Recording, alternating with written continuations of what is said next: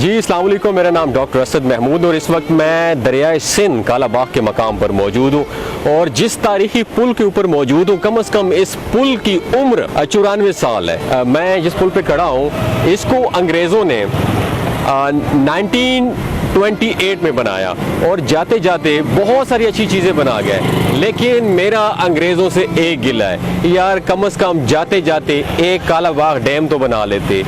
اتنا بڑا ہمارا ہر سال نقصان ہوتا ہے، پورے ملک کا نقصان ہوتا ہے، اتنا نقصان تو نہ ہوتا، کم از کم ایک ڈیم بناتے۔ یار آپ اتنی زبردست چیز بناتے ہیں کہ میں آپ کو بتا نہیں سکتا ہوں، اس کی ایکسپائری ڈیٹ گزر چکی ہے لیکن پھر بھی اس پل کو دیکھتے ہوئے ایسا احساس ہوتا ہے جیسے 6 سال پہلے بنا ہے۔ بس ایک ہی گلہ ہے، اگر آپ ڈیم بنا جاتے تو اتنا بڑا مال مویشیوں کا نقصان، جانی نقصان، مالی نقصان، معاشی نقصان ہم بچ جاتے۔ میری بات کہنے کا مقصد یہ ہے کہ کالا باغ ڈیم ہماری لائف لائن ہے۔ یہ ہے کالا باغ ڈیم، یہ آپ کو پہاڑ نظر آ رہے ہیں، ان پہاڑوں کے بیچ میں کالا باغ ڈیم نے بننا ہے، صرف آگے سے کنسٹرکشن ہونی ہے، قدرتی ڈیم بنایا ہے۔ کالا باغ ڈیم ہماری لائف لائن ہے۔ انتہائی افسوس کے ساتھ بتانا پڑ رہا ہے کہ پاکستان دنیا کا وہ واحد ملک ہے جہاں پر ڈیموں، آبی ذخائر اور ملکی بقا کے دشمن آزادانہ اور پرآسائش زندگی گزار رہے ہیں، یا یوں کہہ لیں کہ کھاتے بھی پاکستان کا ہیں اور مخالفت بھی اسی کی کرتے ہیں۔ وطن عزیز کو معرض وجود میں آئے ہوئے 75 سال گزر گئے۔ اس مٹی پر صدارتی نظام، جمہوری نظام، آمریت، سول آمریت، بہت سے طرز حکومت کے تجربات کیے گئے لیکن آج تک قوم کو کالا باغ ڈیم نصیب نہ ہو سکا۔ سیاستدانوں اور مفاد پرستوں نے کالا باغ ڈیم کو یوں الجھایا کہ اسے عوام کے سامنے ایک معمہ اور ناقابل حل مسئلہ بنا کر کھڑا کر دیا۔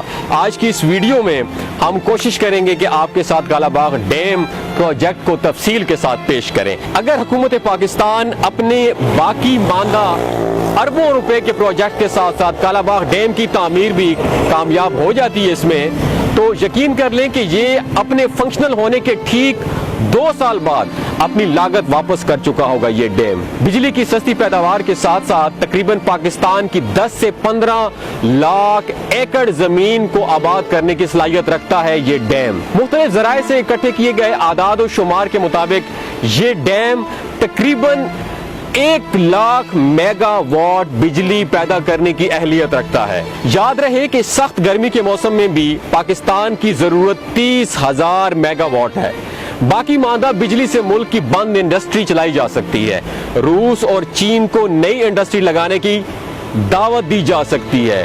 میں کالا باغ ڈیم کی لوکیشن کو سمجھانے کی کوشش کرتا ہوں میرے دوستوں۔ کالا باغ ڈیم ضلع میاں والی کے ساتھ ایک پسماندہ علاقہ ہے۔ خوش قسمتی سے کالا باغ کو اس لیے اتنی اہمیت حاصل ہے کیونکہ افغانستان سے دریائے کابل، سوات سے دریائے سوات اور دریائے سواں اس جگہ سے ہو کر دریائے انڈس میں گرتے ہوئے جیسے بارشوں کا موسم شروع ہوتا ہے، بڑے بڑے سیلابی ریلے انہی دریاؤں کے ذریعے پاکستان میں داخل ہو جاتے ہیں۔ سارے پاکستان میں اپنی تباہکاریاں پھیلاتے ہوئے بغیر کسی رکاوٹ کے دریائے سندھ سے ہوتے ہوئے سمندر برد ہو جاتے ہیں۔ اگر اسی جگہ پر کالا باغ ڈیم کی تعمیر ہو جاتی ہے اسی جگہ پر، تو ہم ان دریاؤں اور برساتی ندی نالوں سے آنے والے پانی کو سٹور کر سکیں گے۔ کالا باغ ڈیم میں پانی کی گنجائش 90 ملین ایکڑ فٹ سے بھی زیادہ ہے۔ اگر یہ ڈیم تعمیر ہو جاتا ہے تو ہم اس کے پانی کو رابطہ نہروں کی مدد سے دریائے جہلم میں چھوڑ سکتے ہیں، جہاں سے تربیلا ڈیم کا پانی واٹر ریزرو میں چلا جائے گا، اور اگر نہروں کو پانی کی سپلائی کالا باغ سے دے دی جائے تو تربیلا ڈیم کو بھرنا آسان ہو جائے گا۔ ابھی چونکہ ہم اپنی زراعت کے لیے تربیلا ڈیم سے ہی پانی لے رہے ہیں، اسی وجہ سے تربیلا بھرنے سے پہلے ہی خالی ہو جاتا ہے میرے دوستوں۔ آسان الفاظ میں یوں سمجھ لیں کہ دریائے سوات، سواں، کابل سے کالا باغ اور دریائے انڈس سے تربیلا بھرا جا سکتا ہے۔ کالا باغ ڈیم کو جب ڈیزائن کیا گیا تھا تو اس کے ساتھ کالا باغ رسول لنک بھی شامل تھی۔ کالا باغ رسول لنک کے ذریعے کالا باغ ڈیم سے پانی کی سپلائی دریائے جہلم کو دی جانی تھی، لیکن بدقسمتی اور غیر ملکی فنڈنگ سے کچھ مردہ ضمیروں نے اس پروجیکٹ کو انتہائی متنازع بنا دیا کہ اس پر کام کو روکنا پڑ گیا۔ پروگرام کے مطابق دریائے کابل، سواں اور سوات سے آنے والے سیلابی ریلوں کو کالا باغ ڈیم اور رسول لنک کے ذریعے 3 مشرقی دریاؤں چناب، सतलुज और रावी में पहुंचाना था। यानी यूं कह ले कि कालाबाग डैम का पानी कालाबाग रसूल लिंक और दूसरी राब्ता नहरों के जरिए चनाब, रावी और सतलुज के मुल्हिका इलाकों को सैराब करने के लिए पहुंचाया जाना था। इस वक्त इन 3 दरियाओं का इन्हसार मंगला डैम पर है। अगर हम मंगला से पानी नहीं छोड़ते तो ज़राअत खत्म हो जाती है, और अगर सप्लाई जारी रहती है तो डैम खुश्क हो जाता है। यकीनन आप काफी हद तक पाकिस्तान के हालात और वाटर स्टोरेज से वाकिफ हो चुके होंगे। अब आप ही बताएं कि कालाबाग डैम का वजूद हमारी ज़राअत और मुल्क की लाइफ लाइन है कि नहीं? क्या इसको मुतनाज़ा बनाना पाकिस्तान से खुली दुश्मनी के मुतरादिफ नहीं है? मेरे ख्याल में ये तामीर किसी सियासी जमात की बस की बात नहीं है, क्योंकि यहाँ तो सिर्फ मुफादात पाले जाते हैं। रियासत की फिक्र किसको है? हमारे पास बचने का एक ही रास्ता है कि जल्द अज जल्द कालाबाग डैम तामीर किया जाए। मेरी मुक्तदर हलकों से गुजारिश है कि बराए करम कालाबाग डैम प्रोजेक्ट की हिफाजत और तामीर में मदद की गारंटी भी लें। अगर हुकूमत इस प्रोजेक्ट में कामयाब हो भी गए तो यकीन कर लें कि पहले ही दिन से मुल्की ज़र मुबादला में अरबों डॉलर सालाना का इजाफा होना शुरू हो जाएगा।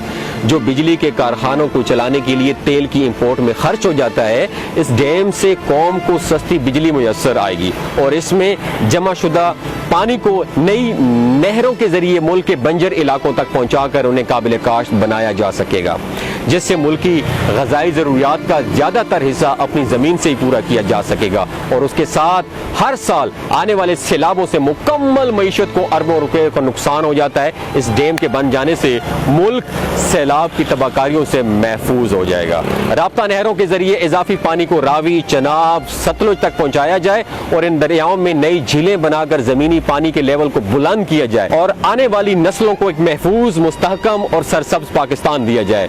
अगर आप ये कर गए तो यकीन कर लें कि आप सदियों तक जिंदा रहेंगे। आने वाली नस्लें आपको कौमी हीरो और निजात दहिंदा के रूप में जानेंगे। तो दोस्तों, कहने का मकसद ये है कि ये कालाबाग डैम बन गया तो पूरा पाकिस्तान नहीं डूबेगा। कोई भी इस डैम को बना लेता है तो सदियों तक आप लोग जिंदा रहेंगे, पूरा पाकिस्तान डूबने से बच जाएगा। इसलिए मैंने कहा कि गोरा जाते जाते सिर्फ यही काम कर लेता, आप यकीन करें पाकिस्तान तरक्कियों की मनाजिल इस टाइम तय कर रहा होता। तो अगर आप में दम है, आप इस डैम को बना लें। आज के बाद एक ही नारा लगाएं, कालाबाग डैम हमारी लाइफ लाइन है।